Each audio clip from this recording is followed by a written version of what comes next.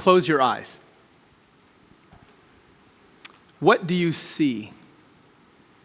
I want you to recall a happy memory from childhood.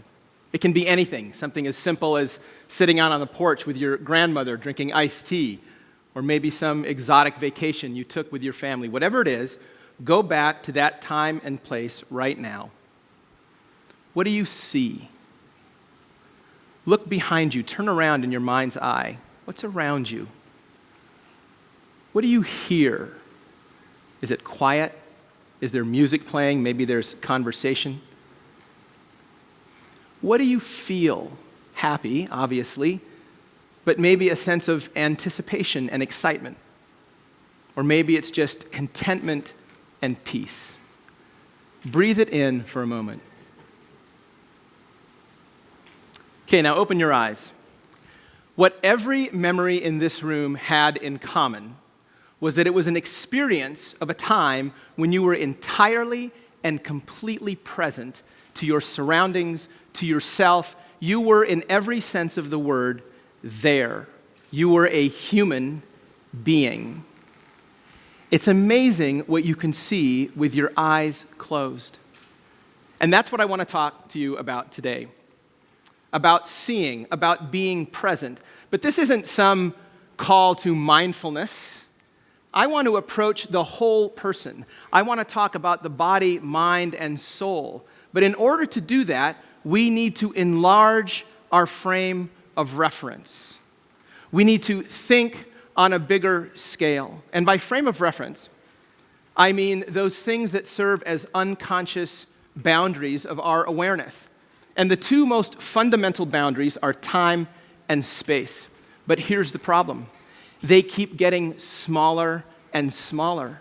And as a result, our frames of reference keep shrinking. They keep getting smaller and smaller. And so we need to enlarge our frame of reference. In the beginning, we had the heavens, we had the stars and the sky, and we had long stretches of silence, and they served as our frame of reference. They served as the boundaries of our awareness. And then we built temples and amphitheaters, libraries and cathedrals, and then we had the age of radio and television, and now here we are at computers, and at every iteration it gets a little bit smaller. And pretty soon the computers will be replaced by phones, which will be replaced by watches, which in turn will be replaced by ear implants the size of a grain of rice that will affect the neuron receptors of our visual cortex, and then we can have alternate realities on demand by ourselves, all alone. And at that point, the frame will have disappeared into our heads. The guy over there, seemingly oblivious to everything, his head isn't in the clouds is in his head. Proximity reduced to pixels. And I don't think I need to convince anyone of the ways that we've reduced time. Insta this and Insta that, IMs, emails, updates, all coming at us at light speed. Have you checked your inbox lately? Something happened on the way to hyperspeed. In our rush to automate everything, we've managed to reduce ourselves almost down to nothing. The functions of our minds, our bodies, our memories are being outsourced to machines. We're not merely painting ourselves into a corner.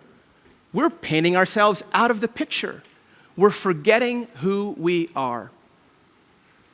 The full title of this talk is The Amnesia Industry, Meditations on Time and Space, or What I Learned About Life in the Middle of an Anxiety Attack.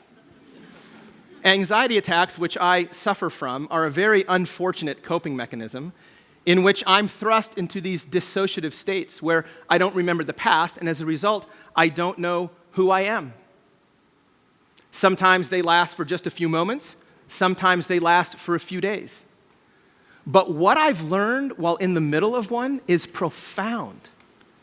I've learned that past, present, and future, they're neat categories that give us the illusion of control, but they don't actually exist as discrete entities. Because, you see, when you forget your past, you forget your present and your future too. In fact, your past and your future are reduced down to almost nothing, which then makes your present, well, absent. And it occurred to me, if this could happen to me, why couldn't it happen to a culture? particularly a culture that encourages us to live in bite-sized, 160-character Instagrammed moments. And so we need to recover what we've lost. We need to understand again where we're coming from.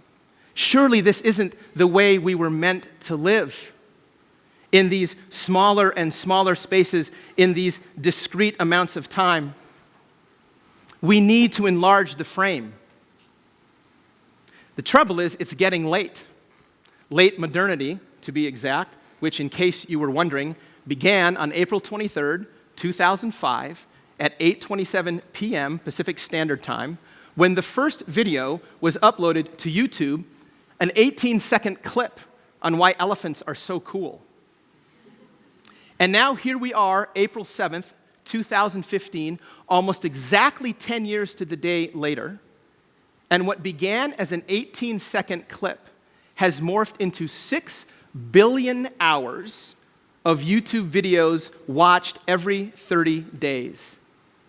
By the time I'm done with this talk, the equivalent of 2.5 million hours of YouTube video will have been watched. The equivalent of 2.5 million hours. That's what I call market penetration. It's also what I call the amnesia industry, which is a term that I've coined to describe any institution, organization, social movement, phenomenon, be it political, religious, cultural, or otherwise, that profits, both literally and figuratively, on our lives being reduced down to manageable little bits so that we live from one distracted moment to the next in a long series of distracted moments, moments which, not incidentally, can be commoditized, monetized, and propagandized. Our lives, our memories, our experiences, they're things we now buy, trade, and sell in the form of tweets and updates, videos, and selfies. Our lives have become a spectator sport. But clearly, this isn't how we were supposed to live in these discrete moments, in smaller and smaller spaces. This isn't how it was supposed to be. We need a wider frame. We need to see ourselves again in a new way. We weren't meant to live in these discrete little moments. Now, I realize that much of this is about living in the past, the present, and the future, and how they all come together. And they do. When we refuse to live in these monetized moments, when we take back our past, present, and future, and we understand they're one thing, then we can live again in a way we haven't before. We need a wider frame of reference. G.K. Chesterton once said, "The essence of every picture is its frame." And this means then that if you change the frame, if you change your frame of reference, if you enlarge it, then the essence of everything that belongs inside it, your assumptions, your memories, your thoughts, your feelings, even the very things you see, they change. You actually see more. Let me show you an example of how this works. What do you see there? A picture of some army people getting together, having a good time, smiling, laughing, maybe singing. Now, what if I told you that this picture was taken right around Christmas Eve? Well, that gives us a little more information. Maybe they're singing Christmas carols. Now, let's widen out the frame a little bit, and let's get a better perspective. Those aren't the uniforms of a men's chorale. As it turns out, this is a photograph taken of a group of Nazi SS soldiers gathered just outside the Auschwitz concentration camp in 1944. They may indeed be singing Christmas carols, but somehow that makes it worse. Now suddenly we see something very different. We see something more. Not only did the meaning of that picture change, but the actual thing we saw change when we enlarged the frame. In other words, and this is important, what you couldn't see affected the truth of everything you could see. This isn't just a picture of men gathered together singing Christmas carols. At the very moment that this photograph was taken, these men were engaged in the largest single mass murder ever committed. Men, women, and children were being exterminated just a few feet away from that picture, just outside the frame. Let me give you another picture, an entirely different one. This is of my family. We are on our way from Phnom Penh, Cambodia to Siem Reap. And it's an ordinary enough picture. But what if I told you that this picture too was taken around Christmas time? In fact, it was taken on December 26th. Now, what if I told you it was taken on December 26th, 2004? Would that mean anything to you? As it happens, this picture was taken at almost the precise moment that the 9.1 Indian Ocean earthquake hit that resulted in tsunamis, and it cost thousands, hundreds of thousands of lives. Somehow that changes the picture a little bit, doesn't it? There was a massive tsunami barreling towards Bande Aceh at 500 miles an hour as we were smiling at the camera. And so we remember our stories and we tell them. And we tell them because, as an old book of poetry in my study says, that which could no longer be described was no longer noticed. You see, when we change the medium of how we speak to each other, when we change our language, when we change the way we communicate, there are things that are lost. There are things we no longer see, no longer notice. When you change the medium, you don't just change the message, you change the messenger. Now, obviously, there are things we can see now with the help of microscopes and telescopes, and they're fabulous. Those things we can see are wonderful. But have we lost some things along the way? Are there things we no longer notice because they've slipped between the cracks of our language? Because they've fallen outside of our perception? Are there ways of being we no longer understand? Are there distinctions we no longer make because they trade on subtleties we no longer notice? We need a wider frame.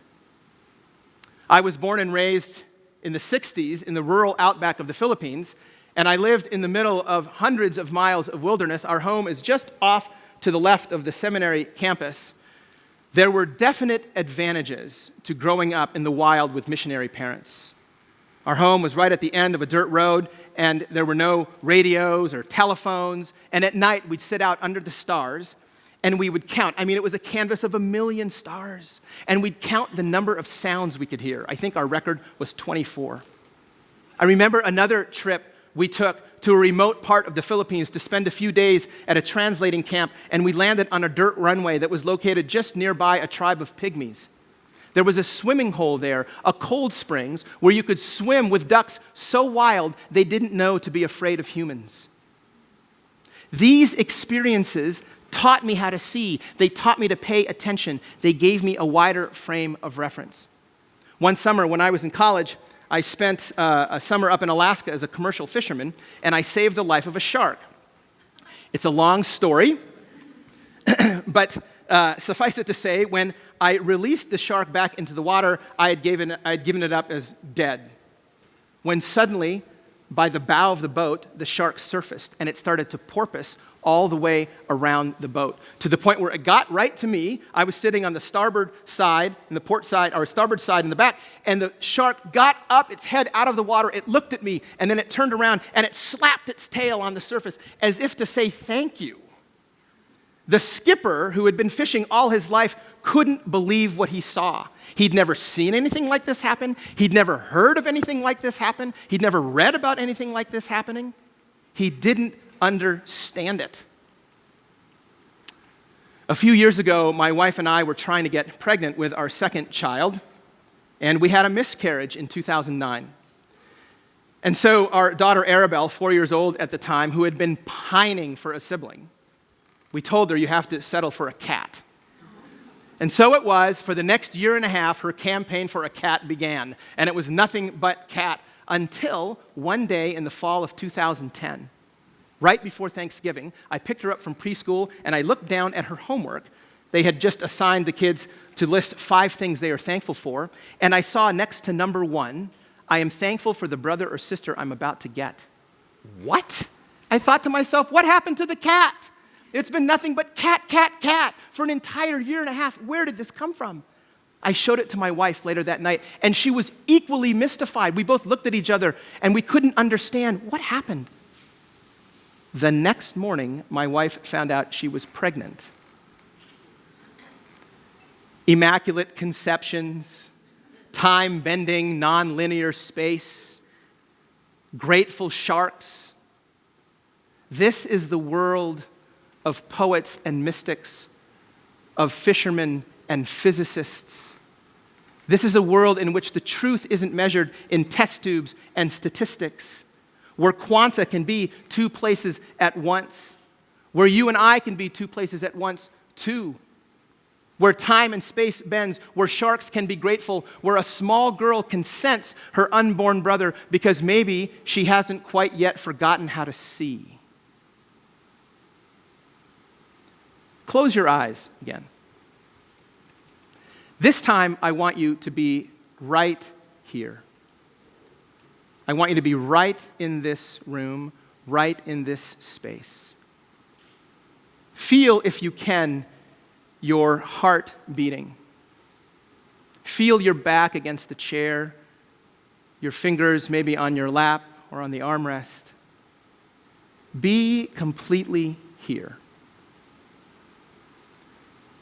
Listen to the sound of the quiet air. Feel your eyelids on top of your cheeks. And now, if you can, try to imagine your heart pumping, feeling that, almost hearing it. Feel the blood coursing through your veins. Relish in the fact that you are here. Completely here, alive, very much alive. Be here and nowhere else. Be right here, just be. You will remember this for the rest of your life. Thank you.